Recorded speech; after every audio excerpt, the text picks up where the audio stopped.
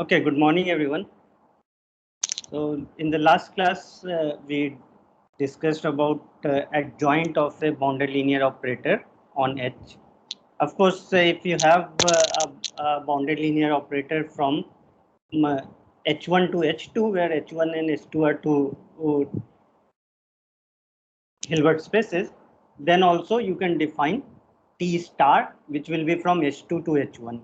So we considered the special case where H1 and H2 are same. So then if T is in BH, then T star is in BH. So let T belong to BH and T star be the adjoint of P. Of course, by the definition of adjoint, you can check that there is a unique adjoint. So there is a unique linear operator which satisfies this definition of T star. So we have seen some properties of this adjoint. We have seen that the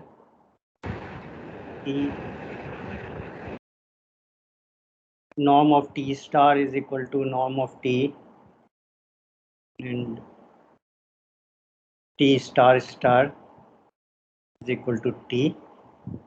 And if we have any alpha T1 plus beta T2 star, this is equal to alpha bar T1 star plus beta bar T2 star.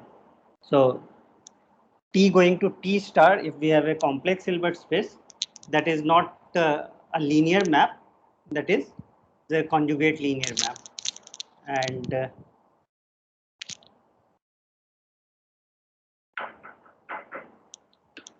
just a second.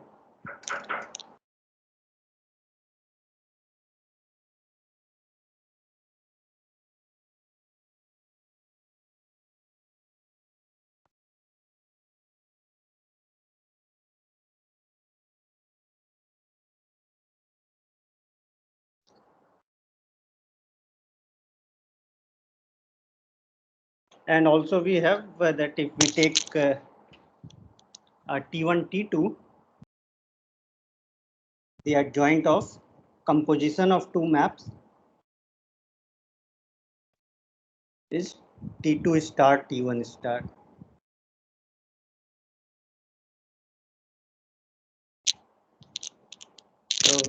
So in fact, more generally, like if you study Banach algebra, then if we have a map on complex Banach algebra which satisfies, so x going to x star, which satisfies these last three properties. So you have x star star is equal to x, and xy star is y star x star, and then you have this conjugate linearity. Then it is called an involution on a Banach algebra. And we have one more very important property that this satisfies. So norm of T star T, if we take, this is equal to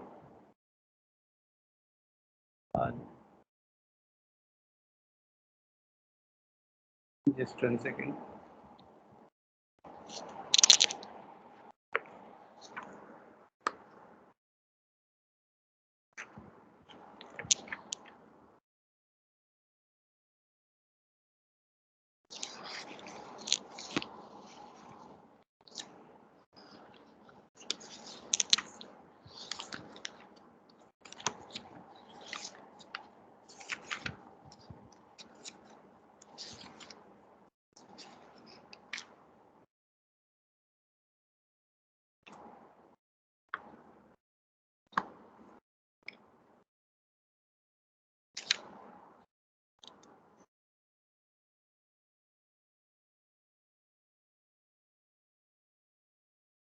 Yeah, let me write this norm of T T star.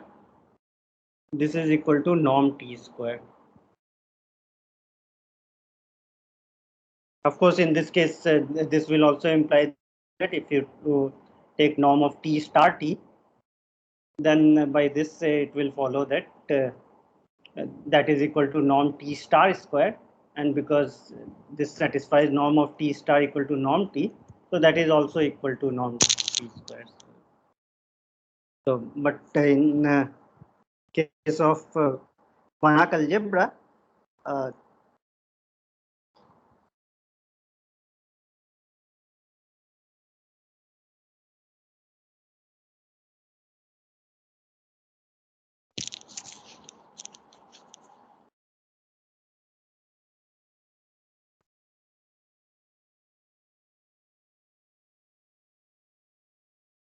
yeah, so yeah, both of these.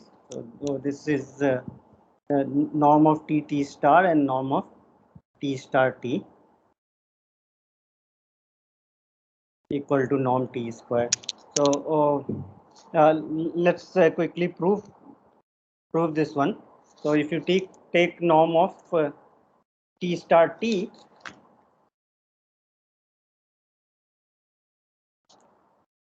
so let's start with norm t square. Norm t square. Norm t is equal to supremum of norm tx, where x is such that norm x equal to 1. So we have this square, which is same as supremum of norm tx square, and norm tx square is equal to inner product of tx with tx. And now I can write this as t star tx inner product with x,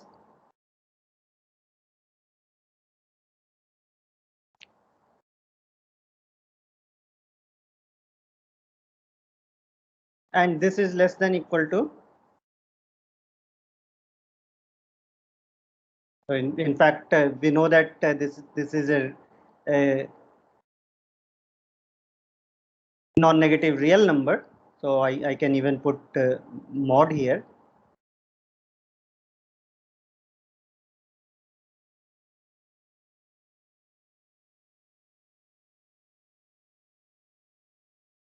So this is less than equal to supremum norm x less norm x equal to 1, less than equal to 1 or 1, both will give the same thing.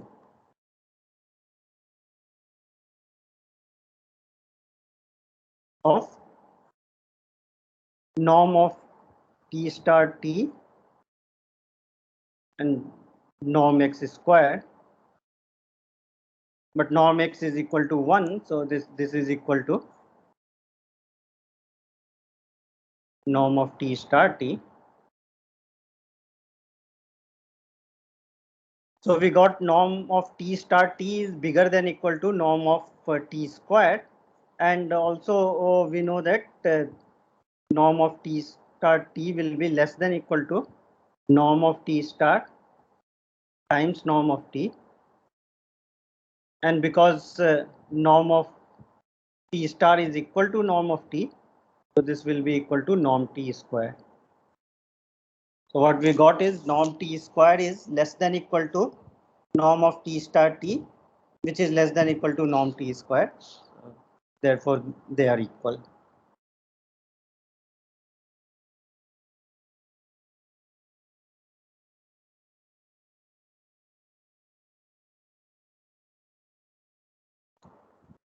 Norm t square less than equal to norm of t star t. So you see that this is the important one, because the other way we know that this will be less than equal to norm t star times norm t, which is norm t square. So this implies norm of t star t is equal to norm t square. and the other one is because the T star star is T, so we get again this inequality, this equality also.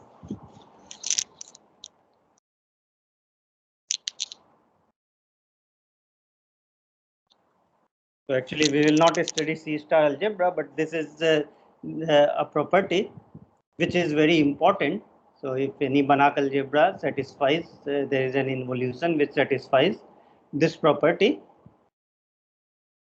If there is an involution, it is called star algebra, and then if it satisfies this, then it is called C star algebra.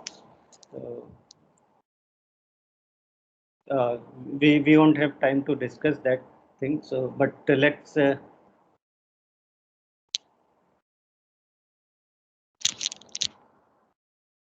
So we have discussed what is adjoint of bounded linear operator, and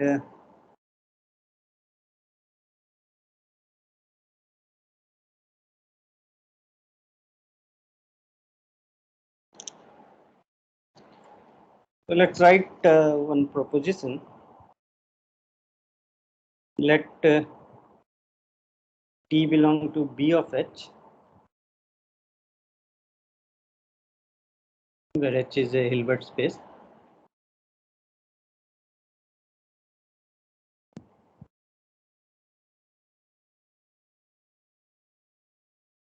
Then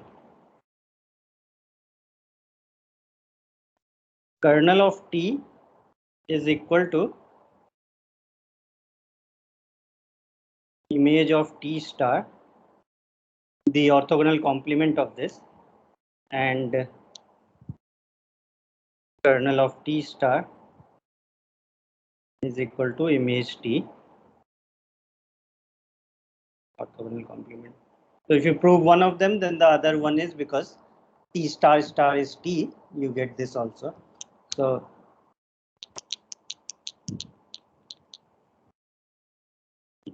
where this kernel of T is all x in H such that Tx equal to 0 and image of T is all T of x where x is in H. This is the standard notation. We write sometime range of T also for this image T. So, so what we have to do? So,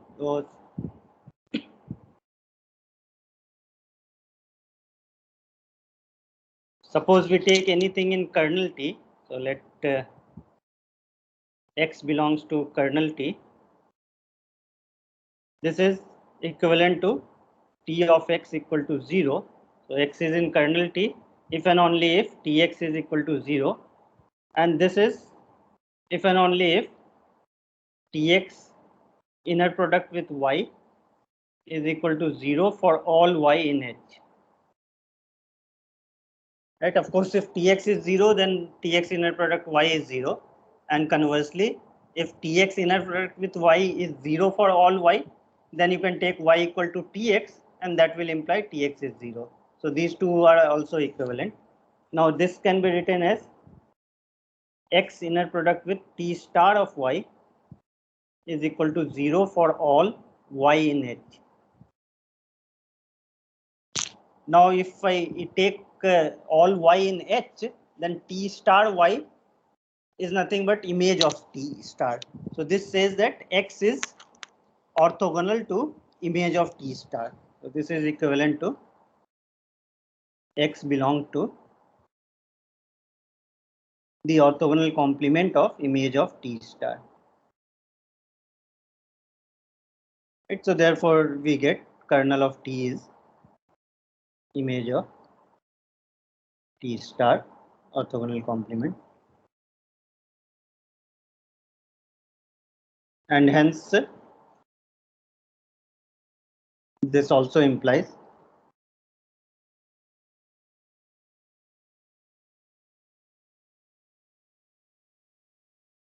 that kernel of T star will be equal to image of T star star, orthogonal complement, but T star star is T, so that is image of T.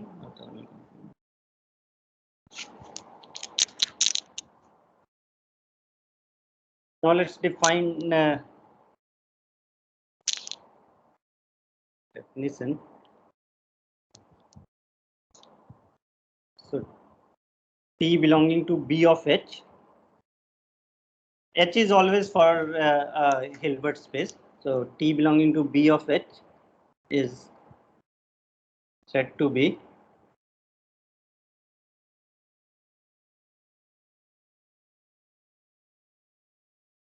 self-adjoint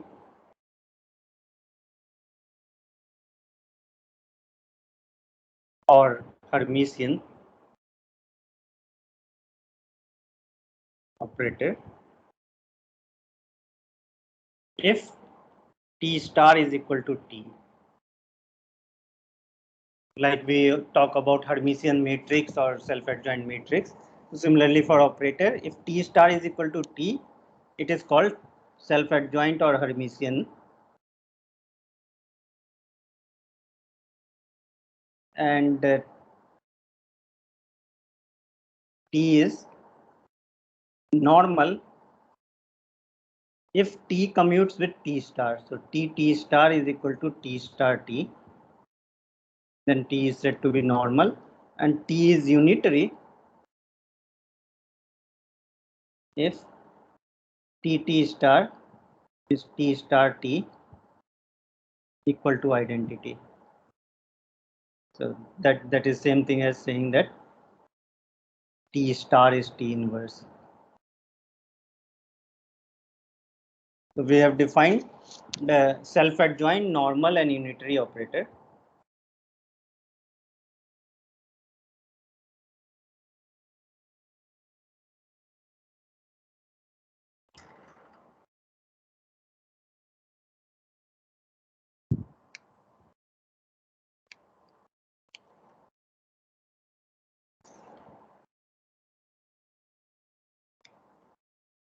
Okay, so now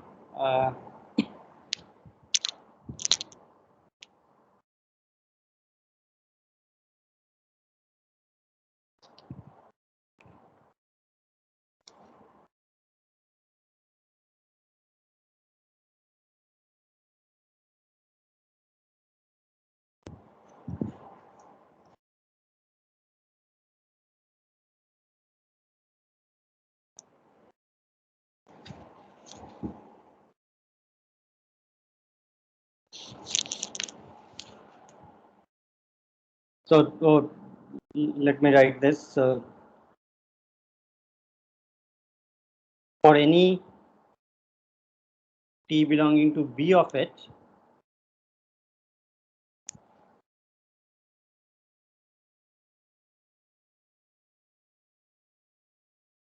T star T is always self-adjoint.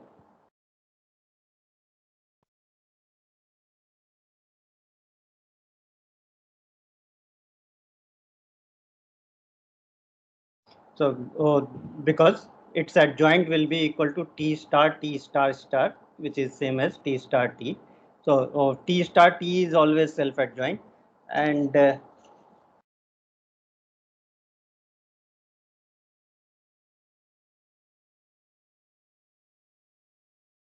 also any T can be written as any T belonging to B of H can be written as T equal to T1 plus I T2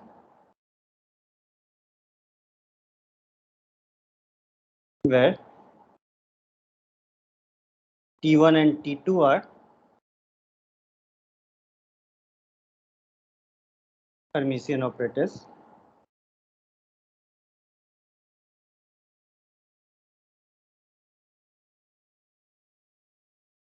Also, this representation is unique.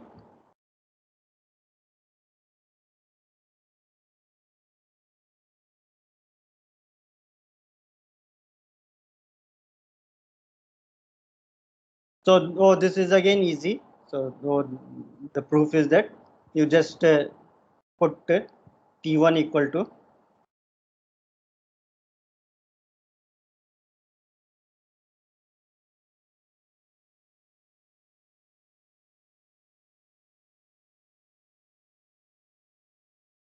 T plus T star by 2 and T2 equal to T minus T star by 2i. So then T1 and T2 are both Hermitian, and T is equal to T1 plus IT2. So we get this. And uniqueness again, because if you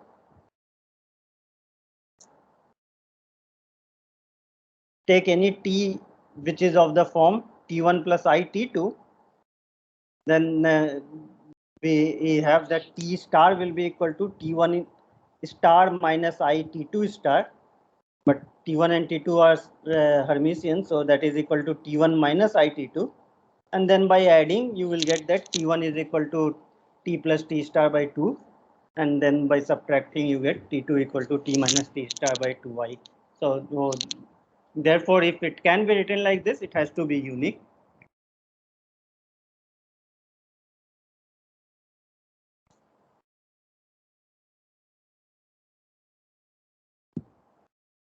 T1 and T2 are Hermitian, and T is equal to T1 plus IT2.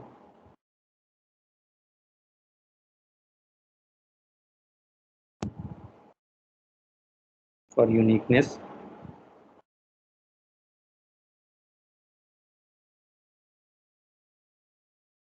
T equal to T1 plus IT2 implies that T star will be equal to T1 minus IT2, because T1 and T2 are Hermitian, and this implies that T1 is equal to T plus T star by 2 and T2 equal to T minus T star by 2i.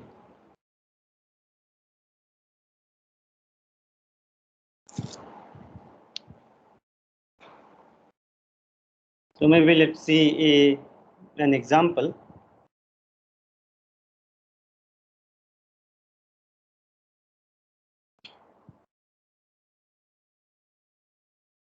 Let's take T from L2 to L2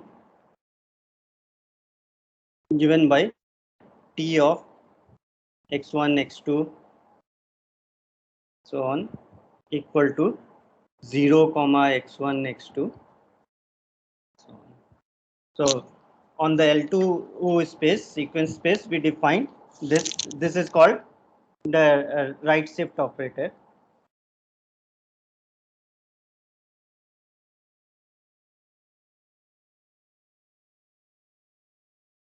Because we shift the whole sequence to the right by one place. So we put 0 in the first component and then repeat this sequence.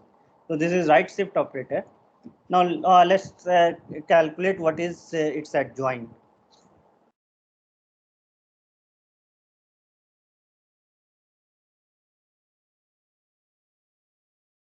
I mean, this is a bounded linear operator on L2, because norm of T of x is same as norm of x. So this is a bounded linear operator with norm 1. T belong to BL2 and norm T is equal to 1. So to find T star, we just see if we take T star x inner product with y, then this is equal to x inner product with T of y, and this is equal to,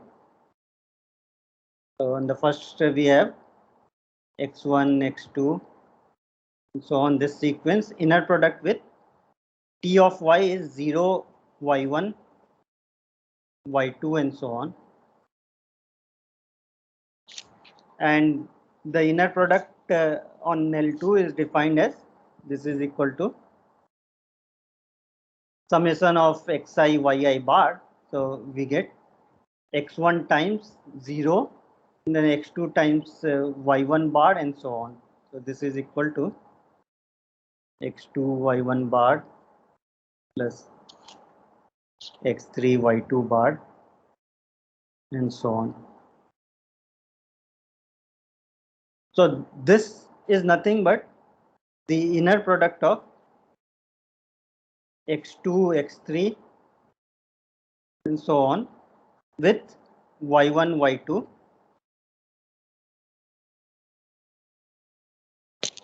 Right? So t star x inner product with y is equal to this inner product with y. And this is true for every y. So this implies that t star of x1, x2, this is equal to x2, x3. So the adjoint of right shift operator is the left shift operator. T star, this is the T star is the left shift operator.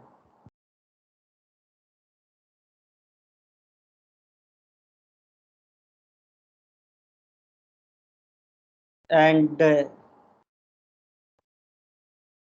so in this case, it is not self-adjoint. T and T star are not the same operator. And what is in this case, what is T star T?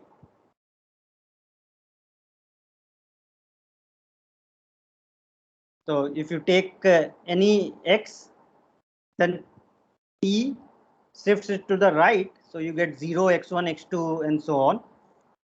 And then T star shifts it to the left. So that again gives you x1, x2, and so on. So T star T, this is just the identity operator that T star T is equal to identity. But if you take T star, this is not the identity operator, because T star, what it does is, so if you take T star of any x1, x2, and so on, then T star maps it to x2, x3, and so on, and then T maps it to 0, x2, x3, and so on. T star T, the first component will always be 0. So x1, x2, this is mapped to 0, x2, x3, and so on. So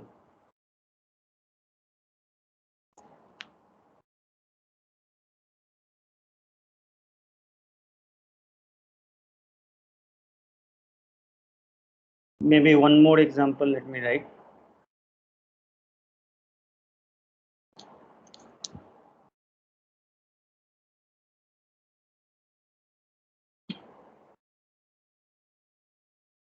For any continuous function on 0, 1, C0, 1, define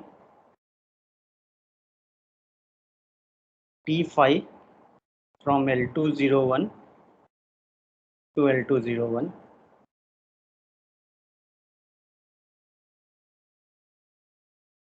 Yes, this is the multiplication operator. So T phi of any f in L2 at T is equal to phi of T times f of T for T into 0, 1.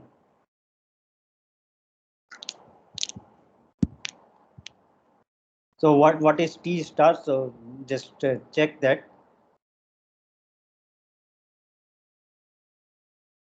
The adjoint of this T phi is equal to T phi bar. So the adjoint of multiplication operator by phi is the multiplication operator by phi bar.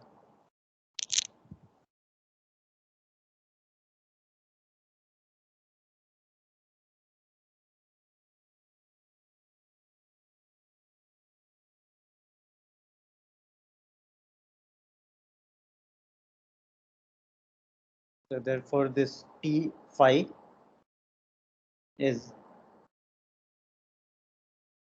self-adjoint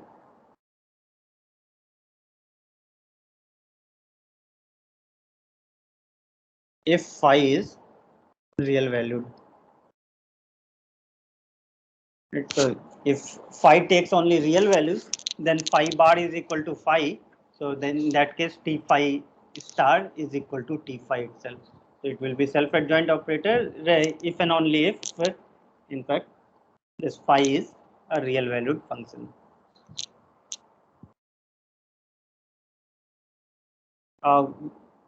Maybe one more, the projection operator. So if we have M any closed subspace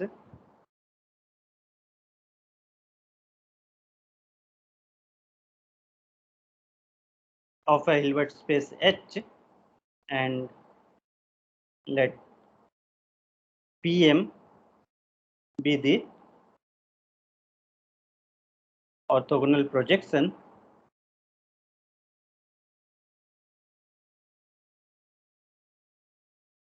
onto M. This we discussed before, that for any closed subspace, there is, for every element y in H, there is a unique element in M, which is at the smallest distance to y, and that defines a linear map from H to M. So this is Pm is a map from H onto M. So it is from it is the bounded linear operator on the Hilbert space H. So what can we say about this?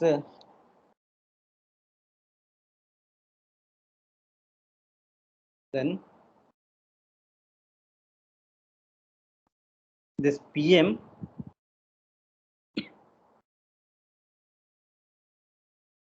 is a self-adjoint operator.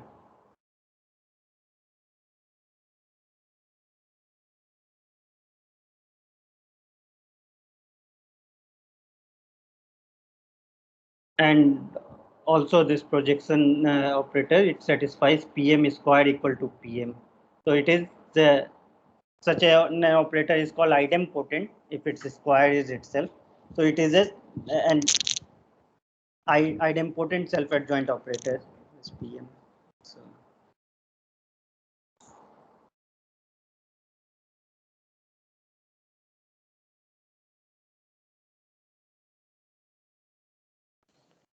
Sir, won't any arbitrary projection operator be always idempotent? yeah, that is also true. Right. So if I take any like projection operator, then that is always idempotent. But for closed subspace, we were able to define this orthogonal projection. Yeah, that is true. Okay. So this again.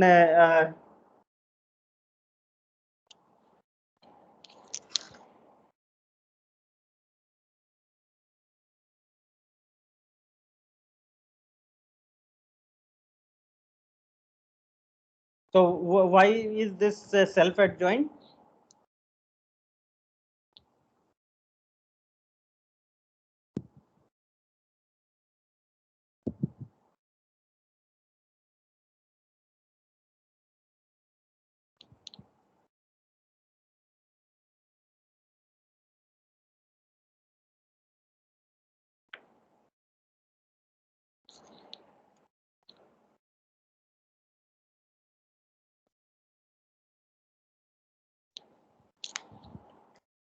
So let's see why it is self-adjoint. So if I take any x inner product with Pm of y,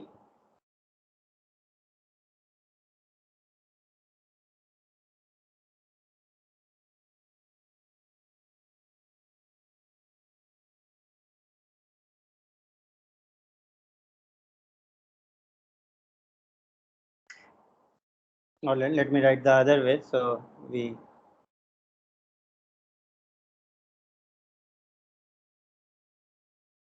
write PM X inner product with Y. This is equal to X inner product with PM star Y.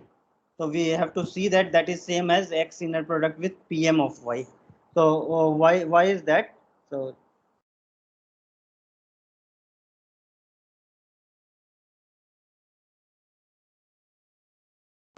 Like we can probably first express y as pmy plus I minus pmy, and exactly. So then this I'll write as the PM of X inner product with the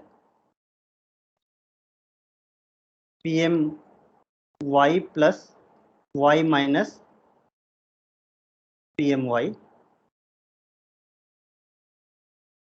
Right now, this is equal to PMX inner product with PMY plus PMX inner product with Y minus PMY. Now what we know is that PM of X, this belongs to M, and we know that Y minus PMY, it is in the orthogonal complement M per, right? So therefore this inner product is 0. So this will be equal to PMX with PMY.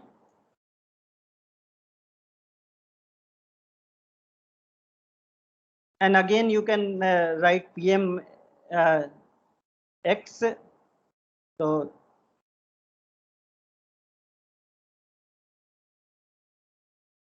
yeah, so again if I write this as PMX minus X plus X, then PMX minus X, that inner product with PMY will always will again be 0. So therefore we get this, right? So maybe I'll write here similarly X inner product with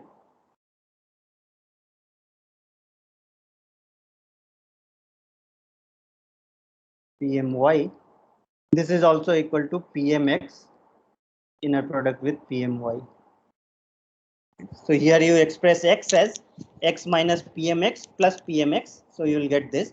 So this shows that PMX inner product Y is X inner product with PMY for all X and Y.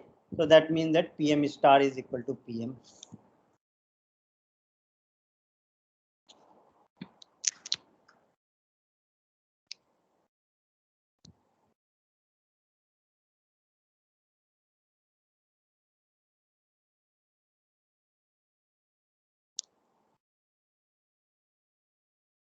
We also have this that if we have any Hilbert space, so let H be a Hilbert space.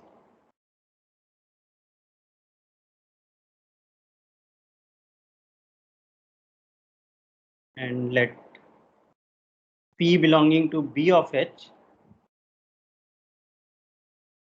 be a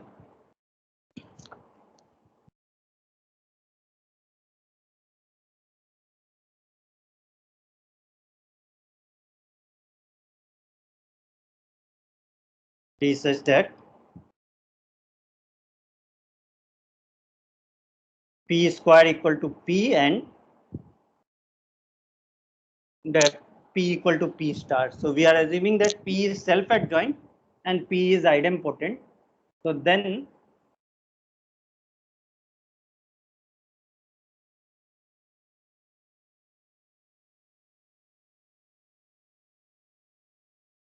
if we take M is equal to the image of P, this is a closed subspace of H, and P is nothing but PM. P is the orthogonal projection onto this M.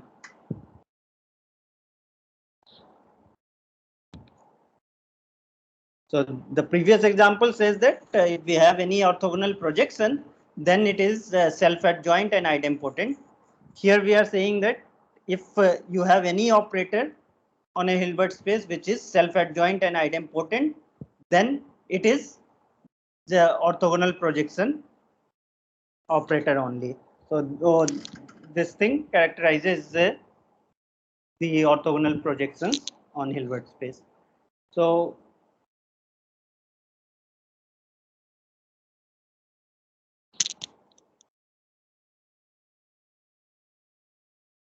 since we have p square equal to p,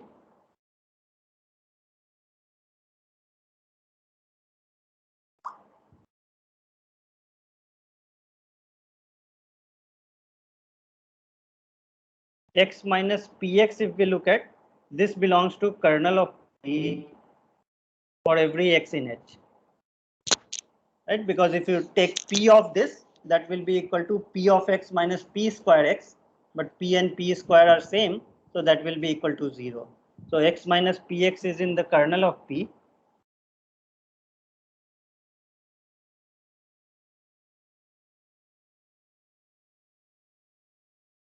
So now any x can be written as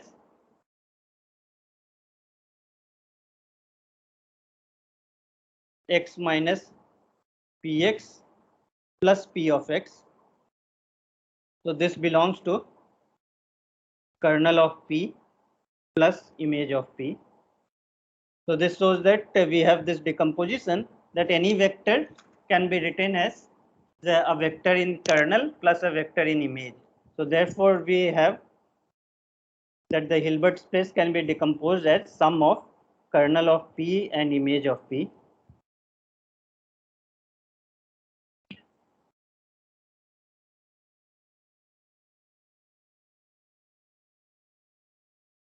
Also, we have seen before that this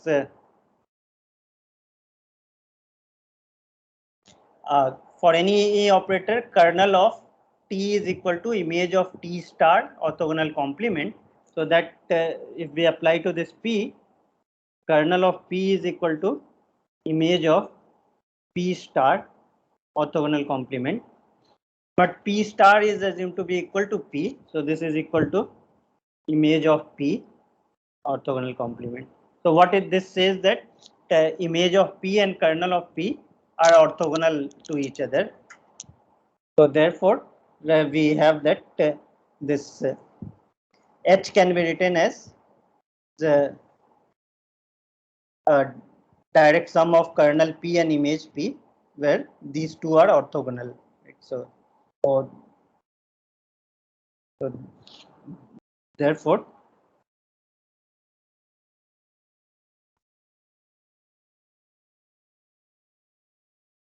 we have that this will imply that image p is also closed, because this is orthogonal complement of a subspace, and this p is equal to pm.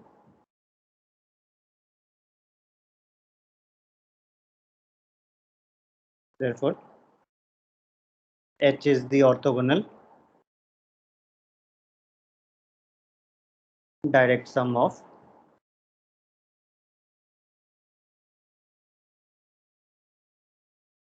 kernel p and image p.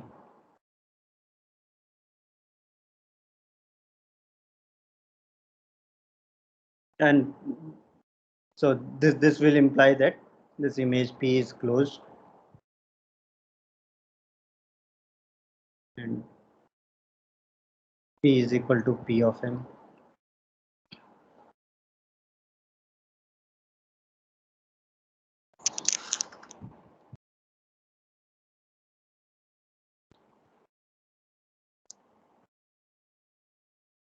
So how do we get that image P is also closed?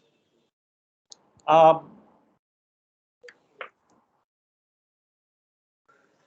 so this is because image p is nothing but the orthogonal complement of kernel of p, right? Oh, okay. So orthogonal complements are always. Yeah, that is always a closed subspace, right? So therefore we get that this is closed, and because of this that this kernel P is orthogonal to image P. If you calculate P of M, that will be same as P.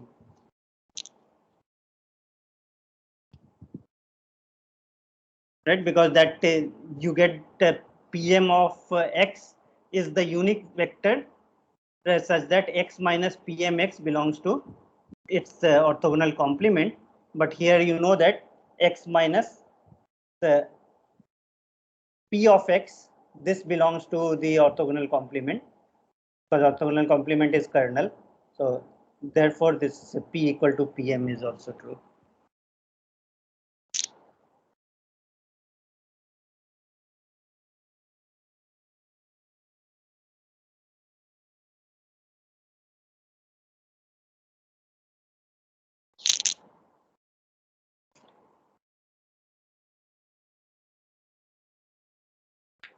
Okay, let me prove one result for normal operator.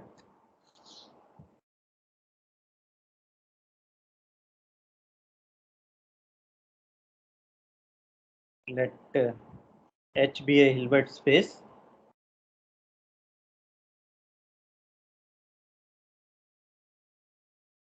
And T belong to B of H. So then we have T is normal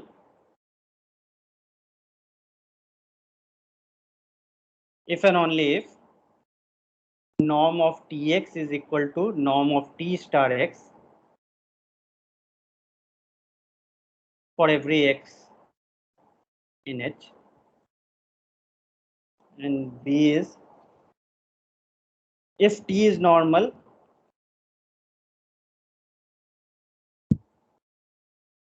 then norm of T to the N is equal to norm T to the N for every natural number N.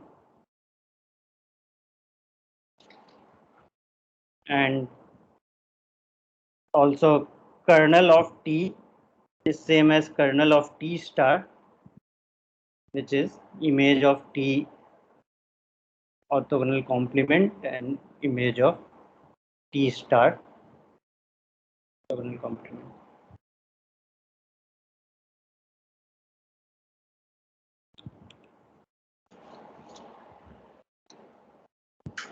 So in fact, by A, you see that T is normal if and only if norm Tx is equal to norm T star X. So if T is normal, then Tx equal to 0 is equivalent to T star X equal to 0. So kernel of T will be equal to kernel of T star. And kernel of T we know is equal to image of T star orthogonal complement. And kernel of T star is equal to image of T orthogonal complement. But kernel of T and kernel of T star are same. So therefore these spaces are same. This is one important thing, that norm of T to the N will be equal to norm T to the N if T is normal. We know that this is less than equal to norm T to the N. Now this is true for any operator, but if it is normal, then these are equal. So the first part is easy to prove.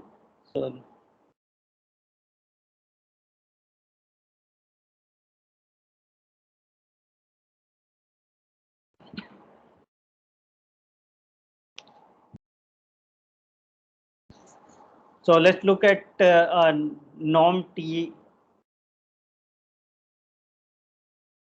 x square minus norm T star x square. This is Tx with Tx minus inner product of T star X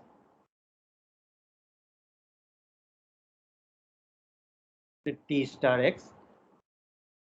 And then this can be written as T star T X inner product with X minus this will become T star X inner product X. So this is nothing but T star T minus T star X inner product with X. So now if T is normal, then T star T is T star. So right hand side is 0, therefore norm t x square is equal to norm t star x square. So therefore norm tx equal to norm t star x. And if norm tx is equal to norm t star x, then left hand side is 0, but that will imply that this is equal to 0. So let's write. So t normal implies t star t minus t star of x is equal to 0 for all x, and this implies that norm tx square minus norm t star x square is 0, which implies norm of tx equal to norm t star x. Conversely, if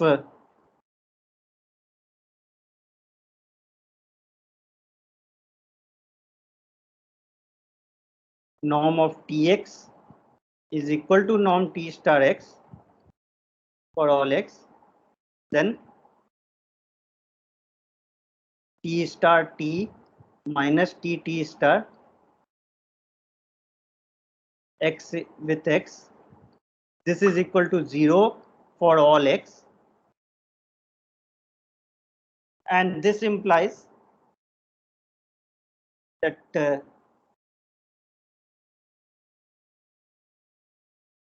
this t star t minus t star, this is equal to the 0 operator.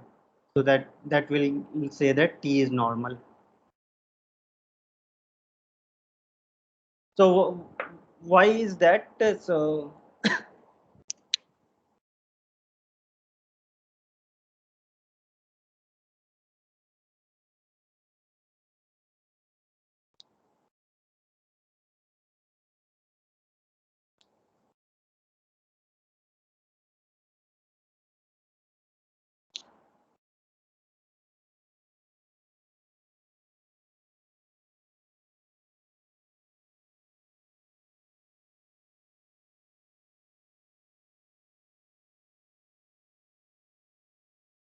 here, in fact, we assume that this is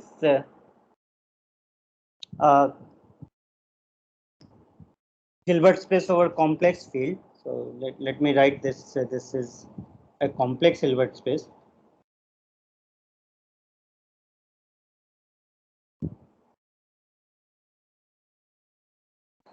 And T belonging to BH, then this. So for this,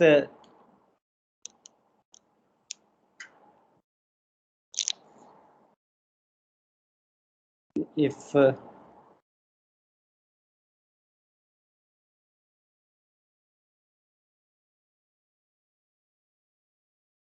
we have any, in fact, inner product space, so if V is a complex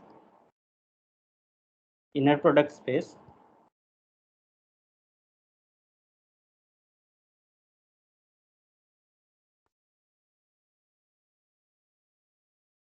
and T is a linear operator on V,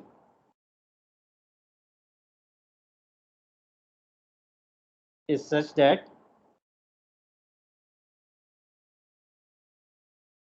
Tx inner product with x is equal to 0 for all x in V, then T must be 0 operator.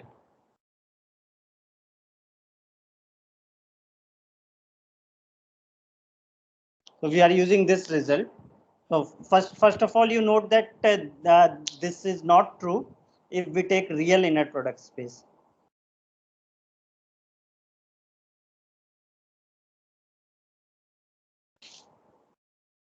I'll write a remark here.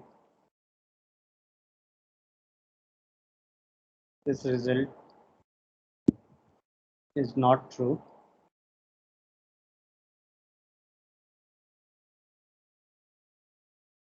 real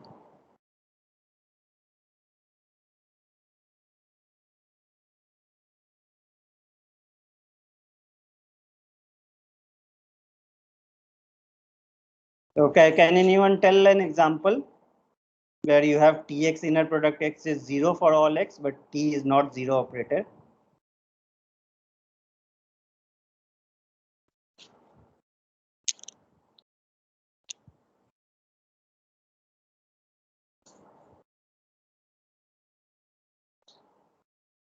So on R2, you take the rotation operator, right?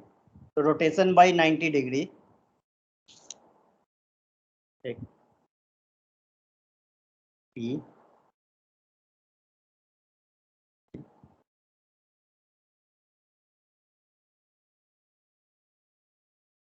Rotation.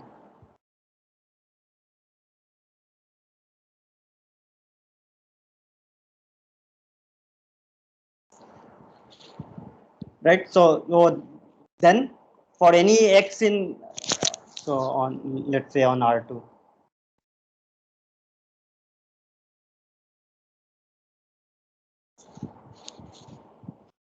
So that means that Tx is always orthogonal to x, right? So Tx inner product x will be equal to 0, but T is clearly not the 0 operator, right? So this is not true, but if it is complex inner product space, then this is true.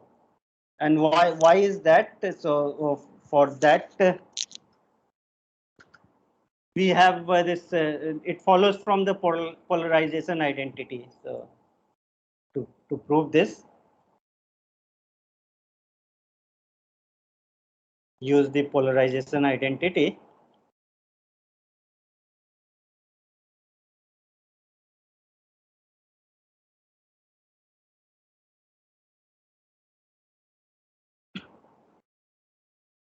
To get,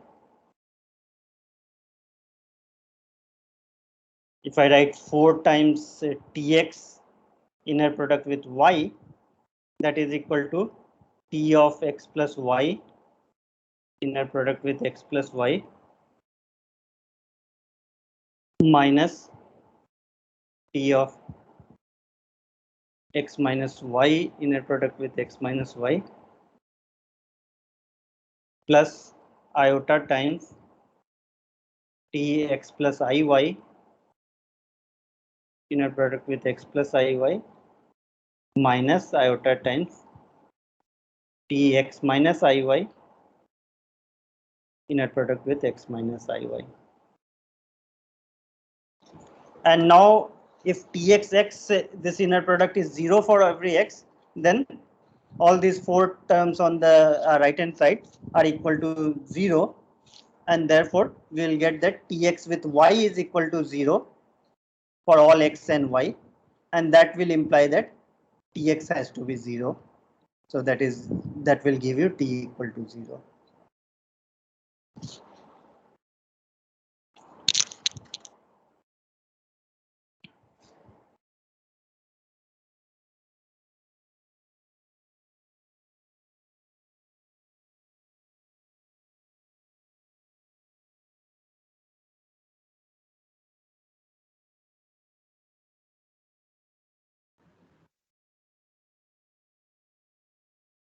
So this you can check that from polarization identity you can prove this, and then you can get this. So, okay, so now let's try to do B part.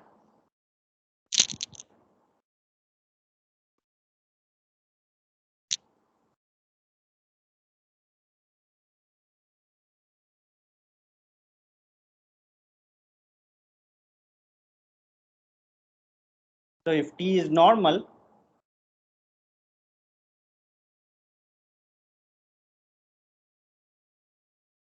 by part A, kernel of T is kernel of T star, and therefore we get that equality.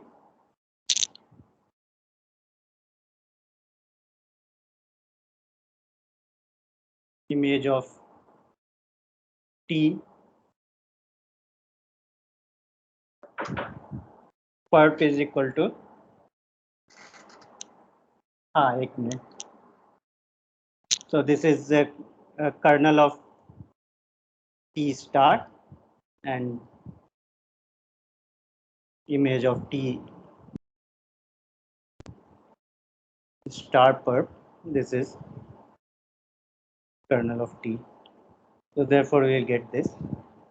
And the other one I'll prove next time because I'm running out of time. So we'll prove this one that norm of T to the n is equal to norm T to the n for normal operator.